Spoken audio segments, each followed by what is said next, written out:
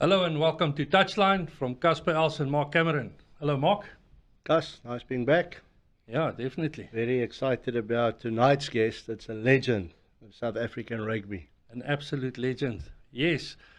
We're so privileged to welcome Stefan Terblanche in the studio with us tonight. Stefan, welcome and thank you very much for being here.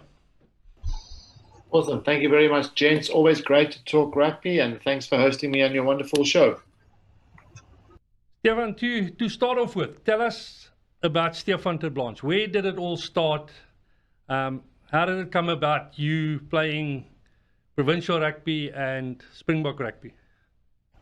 It's a long story, but I'll tell you how. It's always a passion of mine to play sport. Growing up in a small little town, firstly born in Mossel Bay, and the beautiful Southern Cape there. Then grew up for my first 7 years in a small little town called Albertinia. My dad was the postmaster. And from there, we got transferred to Swellendam, and that's where it really all started for me in my first year of school. And in a small little town, everybody needs to play. Everybody needs to do all sports. Otherwise, you don't have a team to perform and to play on the weekend. So I couldn't wait. I really enjoyed school. But I don't think so much for the academic side of it, more for the school side. And I absolutely love my time growing up in the small little town of Swellendam. And as I said, had to do all sports, from tug of war to tennis to cricket to athletics, and then of course to the main sport in the winter. Well, in fact, the only sport with a little bit of cross country for the boys in Swellendam was rugby, which was the heart and soul of the little town. Every Saturday was a great day playing against the neighbouring towns. It was a derby every weekend, played early in the mornings as a youngster, playing the frost off the field, snow on the mountains, the beautiful Langeberg Mountains, and then, watch the under-13s play, then watch the high school play, carry the sand for them. In those days, they still used sand to kick. And then from there, you rushed across to the town's rugby field where the town played their three teams in the afternoon. So Saturdays was only for one thing in my book, and that was for rugby all day. So, Stefan, you were talking about, obviously, and I think a lot of smaller schools today are still like that, where you have to play multiple sports. So other than rugby, what was the other sports that you played, and what did you excel in? For us, we had to do sport because I wanted to. But I mean, in primary school, I played all summer sports. It was from tennis to cricket to athletics. Those were the main summer sports. We didn't have swimming at school. We only had one gala a year, but only the good swimmers. I wasn't a great swimmer. That's why you only had one gala. Exactly, yeah, that was enough for me. So yeah, in summer it was all those sports, but then in high school, I wouldn't say I specialized, but athletics was my sport in the summer. And then winter it was rugby. So that was the two choices, and I wouldn't have it any other way. I feel sad these days for the boys and even for girls specializing in sports so early. I think they leave a lot out there in terms of their natural development. Yes. I would strongly suggest, and research have shown, if you look at the top sportsmen in the world, the Americans have done a lot of research on it, and I'm not referring to the Americans. The only reason I do that is because they've done so much research on it. They obviously have the time and the resources to do that. Is that, the guys at the top of their game right now as professionals, if you look at them, they played a multiple of sports across all spectrums when they were at school. And that helps with, the development from motor, all of that, the whole important part of growing up and letting your body develop naturally. So, I do understand, and I do see where, especially rugby coaches come from these days, and they almost practice rugby in December already to play in March the next year, taking on almost a fully professional approach to the sport. But I do think that the kids, they don't benefit from it. And to be fair, by the time they get to university, they're tired of rugby. They've played so hard, they've played so much, they've been treated like professionals. So it is a concern, but I also believe that if you look at the size, if you look at the ability of these boys, the amount of time they spend in the gym, as a school, if you don't prepare like that, it's hard to compete at the very top level. Hey, guys, I just want to ask one question on this. So you obviously spoke about athletics and whatever, and you know, rugby is a unique sport where all shapes and sizes can obviously play the sport. Whereas other sport, it's more. I won't say the skill set, but your body obviously depicts as to what you can do and can't do. So just on that, if you go back to a youngster, whether it's a young girl or a young boy developing, because we're fortunate enough to have ladies playing rugby worldwide now as well. Obviously, one can pick out certain sports that will complement rugby specific. But let's go to your position that you played on the wing, and that more often than not. Athletics in your specific position, obviously, I'm assuming, played a massive role in your success at the end of the day. Incredible. I think it formed a very good base and a very good understanding of fitness, hard work, and just for that. But, you know, yeah, explosive power, speed, endurance, every single bit that you need as a good rugby player, you will find in athletics. You know, there's also the technique of running so that you do so without getting injuries. I was very fortunate in my career that injuries or serious injuries stayed away. I do believe it's a way you prepare yourself, but I also do believe that it's a base that you got growing up as a kid. And athletics, without a doubt, laid a very, very good foundation. It's sad to see, and especially in KZN, that athletics at school is not a big sport. You know, my daughter, she loves running, but she goes to a club to train. There's no athletics at school. She goes to an all-girls school, and she needs to go to a club to do athletics. So I think if you look at the provinces, we always talk about KZN, our rugby, and if you look at the real strong provinces, if you go up north to Gauteng, and then if you move down to the Western Cape again, those schools all have strong athletics. There's a strong athletics culture there that they do in summer and again at the end of the year. And without a doubt, that certainly helped their boys prepare them well for the rugby season.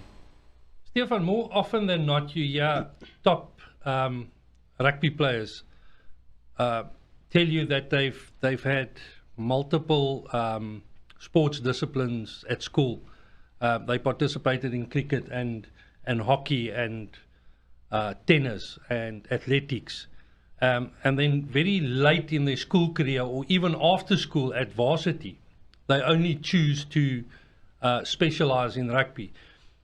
Do you really think that we're lacking in that now, and that our current schoolboys will find it difficult to go to the highest level if they're not exposed to multiple sports? I don't think they will find it difficult at school level, but after school, without a doubt, that base and that enjoyment that we got playing rugby at school level, and I grew up in a totally different era to now. I finished school in 1993, so you know we work hard on the rugby field, practice and training, but not even close to what these boys are, you know, exposed to now and the way they train. So, without a doubt, I do believe that they will battle later on. But I think the main thing that we see, and if you look at the dropout from firstly under 13 Craven Week, for those boys playing Craven Week again at high school, I think there's only like 22% of them will play Craven Week in high school.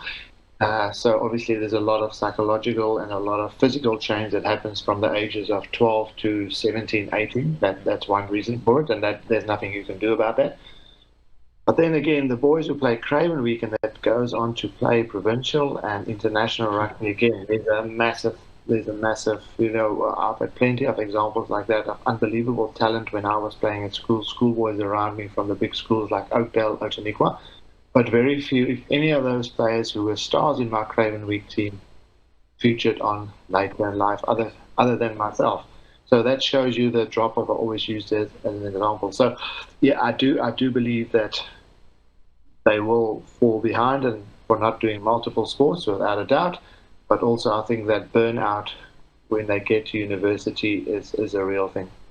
Stefan, can I then just ask, while we're talking about schoolboy, and we cover schoolboy rugby quite extensively at times, you know, if you look, and we're going to do the Wilderklawe and all those a little bit later, but if you look at your top schools in South Africa, Those players, although they at school, are basically like professional players already, and that's how they're being molded. And that there are thousands of spectators, 15,000 at times, that go and watch specific schools play against each other.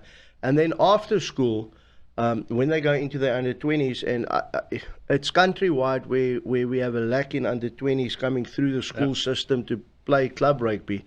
Do you think part of that, because they're getting pushed so hard at school and to participate at a specific level, and there's early morning, 5, 6 o'clock, they at school already training, they train till 5, 6 o'clock at night, and then they participate and there's thousands of crowds, and then all of a sudden, when they go to a club level now, you only have 300 or 400 people watching the games, and then the kids think, well, this is not for them. Absolutely, and you involved in club rugby, and you can tell the story yourself. Think about it as a school kid, and this is how it goes, because this is what happens. So at the age of 11 or 12, you get scouted by a high school. They're willing and prepared to pay your full school fees. And remember, some of these school fees are private school fees. They are, if you look at some of the private schools in South Africa, 300,000 Rand just for the school fees and boarding. So they're willing to pay that for you. That's an investment of 2 million straight away into the kid. So he's treated like a hero. So from the age of 11, 12, he's already got an understanding that he's got some talent, but also now realistically, he's getting paid for his services to go to a high school, because they invest that amount of money in you, but they also want you to perform. You're the star, they want you to perform. So that pressure, first of all, on that kid, he's got no idea how to handle it, and that's no fault of his own. So then he goes through his school. Yes, he plays well. He plays for the first team, maybe makes a Craven Week team. And again, after school, there are now literally hundreds of schools across South Africa where you now have to compete, where everybody's got talent. You go to university. If you don't get a contract straight out of school, a lot of these kids are obviously looking for contracts straight out of school. And if they don't get a contract, they've got absolutely no interest to go to a club, to go and play practice on a Tuesday and Thursday night, pay your own way there, go on a bus on a Saturday, travel up to Impangeni or Richards Bay, go play rugby where there's 500 people watching. I mean, that's amateur rugby, and those were the best days of my rugby career, playing for the Teachers College of Wellington and Boland for absolutely no pay other than a few beers after the words with your mate, and that's it. But unfortunately, the professional game and bursaries and scholarships and recruitment, that's taken away a little bit of that amateur, that's instilled in rugby. Rugby should not really be a professional game because it's got so many good values, but unfortunately, and don't get me wrong, there are great things about professional sport, but you need a proper and a real structure to make that work, that you don't lose those guys who will never play professional rugby, but they got a scholarship when they were the age of 11 or 12, and now when they get to matric, they think they're going to play professional rugby. They're never going to. That is the reality. Yes. And you lose those guys, and you want those guys to come to club rugby and have longevity in the sport, play club rugby for 10 or 15 years, pass the fines meeting on to the next generation coming through, and that's how you build a culture of rugby, and that's how you keep it. Unfortunately, I think professionalism has taken some of that wonderful rugby camaraderie away. That's for sure. Stefan, on a lighter note, rapid fire questions quickly. Good luck. What was your first car? Toyota Corolla 1100. What do you drive currently? Isuzu. Hey, well done. Love that. I'm a Dutchie. I'm a Dutchie. It's not cool. fast. That makes two of us. Pizza or pasta? Pasta. What food do you absolutely hate on your plate? Jeez, I was brought up by Afrikaans. Mum, we were made to eat everything. Otherwise, you get a clap and a second helping of food. But I'll have to probably say tripe. One of my friend's dad was preparing tripe or afal in the house when I was like 11 years old. I went to visit him. That stink in the house, I can still smell to this day. So I would say tripe, definitely. Best holiday destination? Transkei, on the east coast of Africa. Yeah, I was Like hoping you that. say Toti. That's East Coast. I'm scared to come to Tokyo. I'm scared, No, you're scared leaving. Dream job when you were little. Marine biologist. Hey, well done. Moment you regret the most on the rugby field? Geez, moment I regret the most. Well, that is a difficult one. There are many.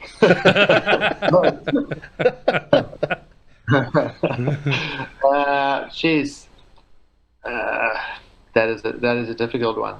Moment I regret. To be honest, I don't. I don't regret really anything. There were some moments that's harder to swallow. Obviously, lose in the last minute or drop a ball with an open try line. Yeah. But the funny one that I do regret is because Nick Mallet was my coach at Boerland, and I was playing on the wing. And a couple of weeks back, he chased me out of the stadium and said, you'll never select me for any of his teams if I don't learn how to tackle. So I got back there, learn how to tackle, and then about 2 months later, it was an injury, and he selected me again. We were playing against the old Western Transvaal, and the wind was howling in the Wellington Stadium. It was an open stadium, and I remember as a wing, Eugene Hare was still playing scrum half for them, and he kicked the ball over my head, and I saw it go out. It was over my head, almost into the stands, but the wind blew it back into the field. So I turned around, and looking at the stands and walking back, and the next thing, the ball landed next to me in the playoff field. So I could hear Nick Mallet swearing and shouting at me from the stand. As an Afrikaans boy, some of the words I didn't quite understand, but I knew that they weren't complimentary. So I regret not watching. And that's one thing I learned that day. I'll watch till the end of my career, every single ball, till someone catches it in the stands or till it lands. I'll watch that ball like an hawk. Favorite book? Shantaram.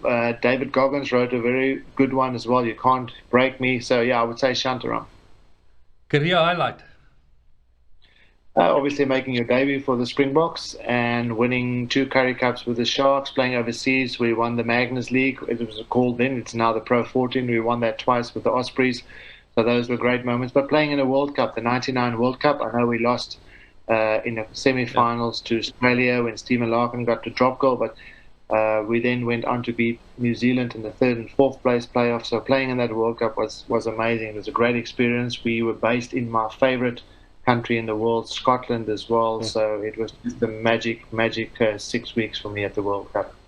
Thank you. Oh, no, I was going to ask you as well, favorite moment. So, Favorite moment, and most guys speak about your first test cap or your first, so I think on that, can we ask a favorite moment maybe with the rugby legends, Stefan? Because obviously you had massive boots that you had there, and when you vacated that, whoever has to lead them now has massive boots to fill. So what was your favorite moments, and maybe your not so favorite moments at the Rugby Legends?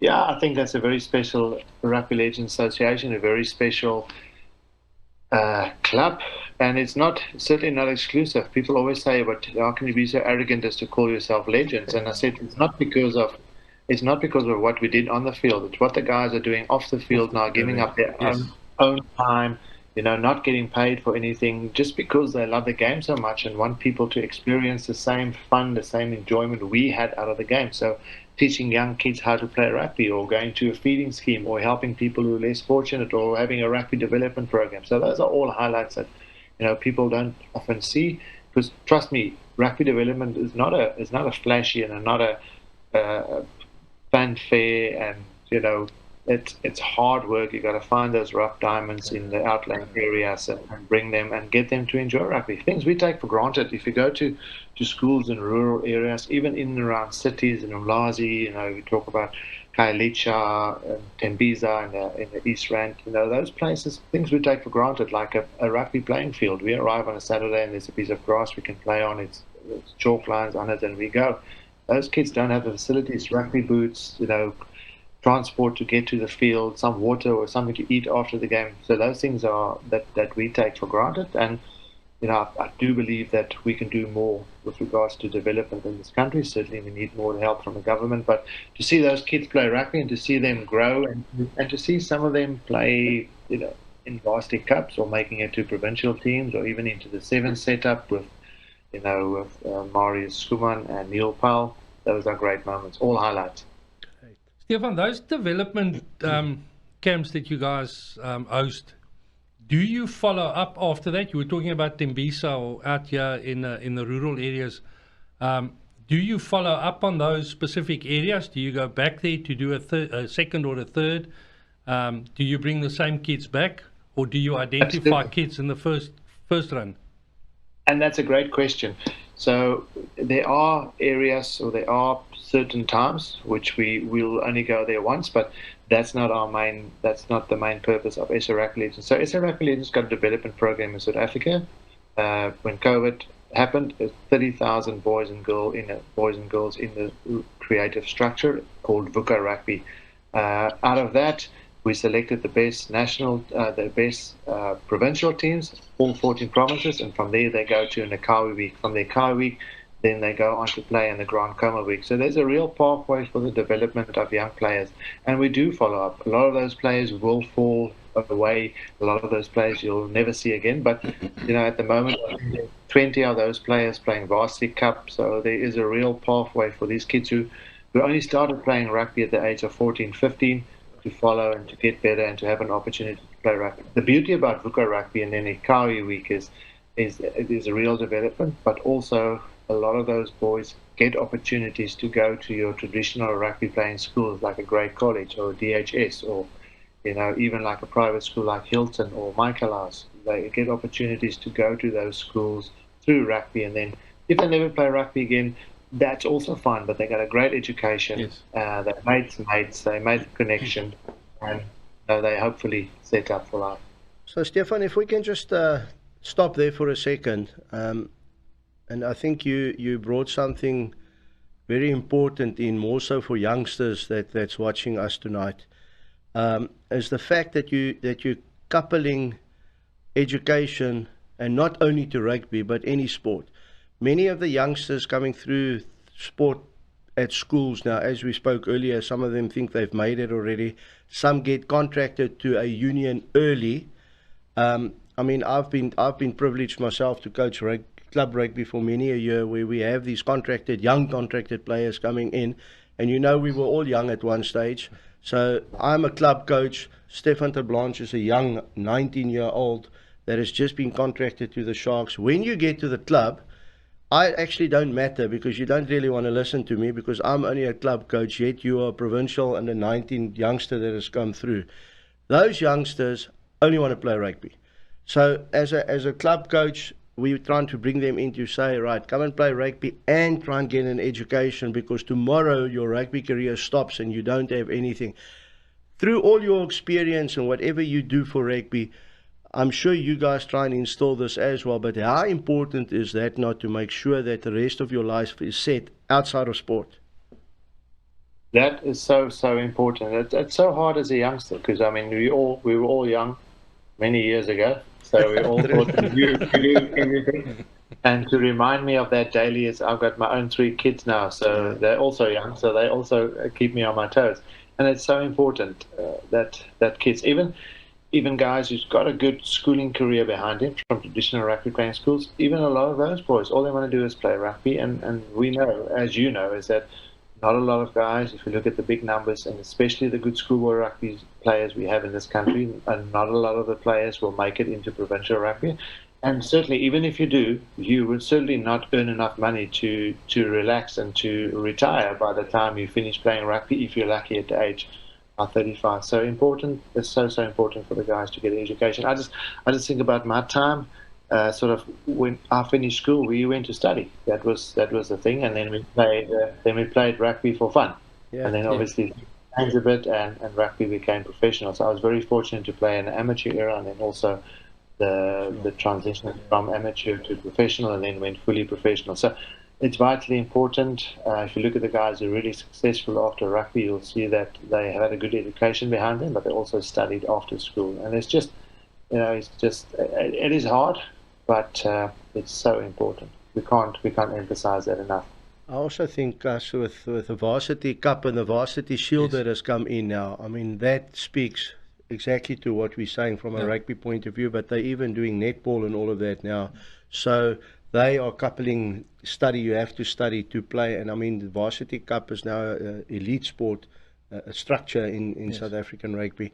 And I think something like that through Duitse Bosman and Francois Pienaar was involved in that to get this going, I think was actually a good brainchild for rugby. And now, as I said, the netball spheres and that to study something. We spoke about kids having multiple sporting disciplines at school and participating in that. But if you look at most of your sportsmen that makes it in the big league, they've all got some kind of education behind them.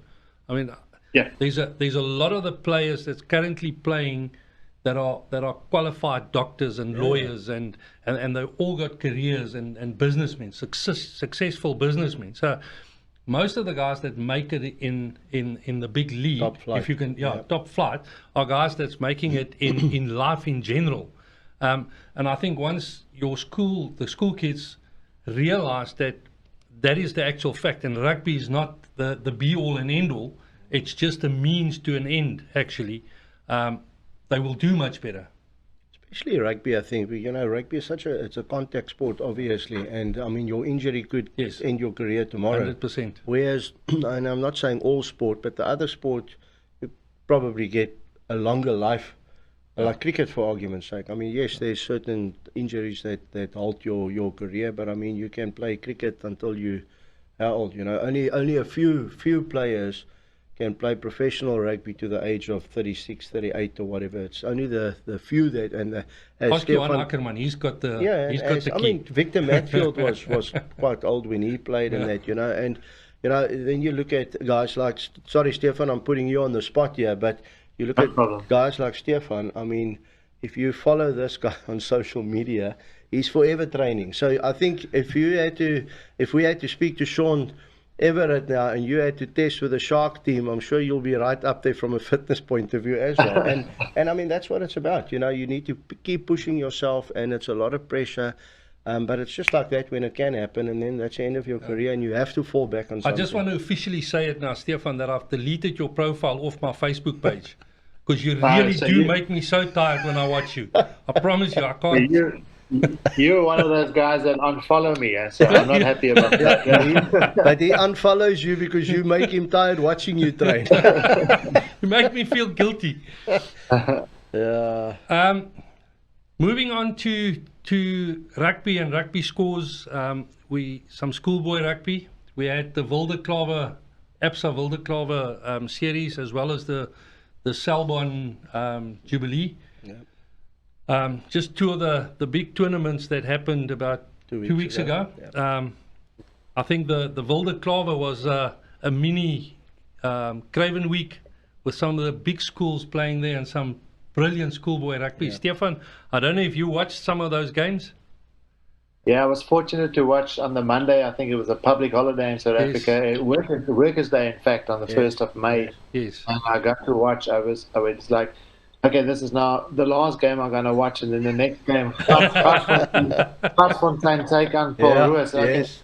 I'm going, and the next game is like DHS play Oakdale. Oh no, I'm going to watch this one again. And so I ended up watching all of that rugby, and it was just absolutely what we've been talking about earlier. The talent on display on that in that tournament, and just on that day alone is like unbelievable. We should really never lose a World Cup ever again with the amount of talent we have, natural talent we have. Look, managing them and making sure that they get the right pathway and that they last is important, and that's a very, very hard job. And if you don't believe me, just look at the players that we have in this country, first of all, and you look at South Africans playing overseas, still eligible for South Africa. But look at all the other teams across the world where South African players are playing. Yes, sure.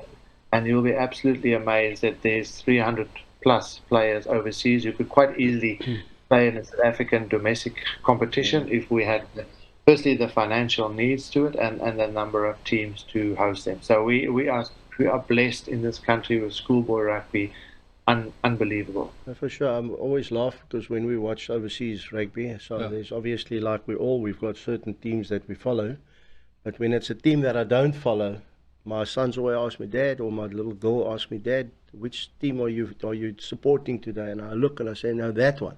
Why that one? That's got the most South Africans in, so I'm supporting that team. So it is like that. Stefan, and then just to go back to your childhood and compared to the bigger schools and that now, and even Craven Week and so forth, if you look at the development of players, the size of these boys nowadays compared to yesterday, how do you even start comprehending as to how things have changed over the years? Obviously, I think way back when there wasn't as much gym activity as it is now, but I mean the boys today are actually men that are playing under 18 rugby. No, you're absolutely right. And I look at schoolboy rugby, and I've got a son at high school now, even though he plays hockey. But as a boarder at school, he must stay there till the first rugby team finish their game. So every Saturday we watch schoolboy rugby, and what a fun day it is out, especially after COVID for the last 2 years. A lot of those games, most of those games didn't take place. So for us to be out on the rugby pitch, it feels like Saturday again. It feels like weekend when you get to watch schoolboy rugby. I can't, and I often said to my friends watching the game with me, I said, I'm delighted, I'm so happy that I don't have to tackle those boys, and they're only school. I can't believe the size. Look, in our days, we had some big boys as well, but they were big, but they were still kids. These days, if you look at the boys playing rugby, and they look like men, they got. You can see they spend time in the gym. You can see they've been professionally prepared for the game. They got shoulders, they got legs. They big, but they also look like big men, which is a big difference from the days the way we played. Yeah. Interesting fact is that when we got back to play international rugby, I think it was 1994, 93, Donnie Gerber and that team. Donnie Gerber, Peter Miller, they were playing centre, James Small on the wing. Man for man, that team was a centimetre or two taller than our SA Schools team from 3 years ago. But the SA Schoolboys team were heavier than the Springboks team of 1994. So that just shows you how the game is gone. No, for sure. Talking about schoolboy rugby now, just interesting stat. I don't know if you watched the game between Hilton and Michaelhouse on the 30th of April. The 150th time that those two teams played against one another, and Hilton walking away 32-17. That's phenomenal. Yeah, it was an outstanding day. 14,000 people at the day. I wasn't there on the day, but I got lots of friends. My son was playing. He's in another school, but a lot of my friends were there. Absolutely unbelievable to see. And so good to see those derby days back. Hilton, of course, a big year for them this year. They're 150 years old, coached by Brad McLeod Henderson. He coached the Sharks to Currie Cup glory before. He's the head coach there. Greg Miller, SA Schools rugby player and SA Schools cricketer from Grey High. He's the director of rugby. So just in those two names, you can see what schools, the IP, and the type of people they bring in to coach their schoolboys at that level. So, Brad's a Currie Cup coach. He's won a Currie Cup before. He's now coaching a schools team. Greg Miller got all that experience, and he's the director of rugby. So, yeah, it was a wonderful day. Hilton, 150 years old. Wonderful school, magnificent school in the Natal Midlands. And part of the reason why Greg always does so well, because he's still like a kid himself. He does. He's a handful. Look at that face. Stefan will tell you. Look at that face. I know. Then Varsity Cup, if we can just go back to the Varsity Cup final. We haven't spoken about the Varsity Cup final again. Marty's against Tukkies. Mark, you and I had a couple of conversations about this before. Tukkies going down to Stellenbosch, beating Marty's 29-23. Stefan, I don't know if you had a squiz at that one. I'm sure you would have. That's another one. That's another one I told my wife I had to watch. So. I think you got the same problem as we have. Yeah. Luckily, we've got a TV downstairs that I'm allowed to watch with the remote every now and then. But also a good game. Yeah, another great game. Wonderful crowd. at the game at Downey Craven Stadium in Stellenbosch, and two other powerhouses in certainly universities in South Africa. Marties need no introduction to the number of Springboks they produce and their heritage and the and the history they've got there, and then Tuks with the players that's come through them as well from Nas Botha's era, Bernard Klaas, and even before that. Great addition, but a great result for them. A lot of talk, obviously, about Egan Seconds, the TMO make a call right at the end.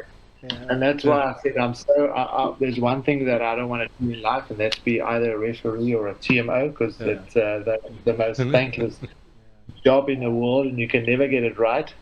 But if you take that incident or take that, however you want to see it, away, a great game of rugby, and just two massive teams going head to head.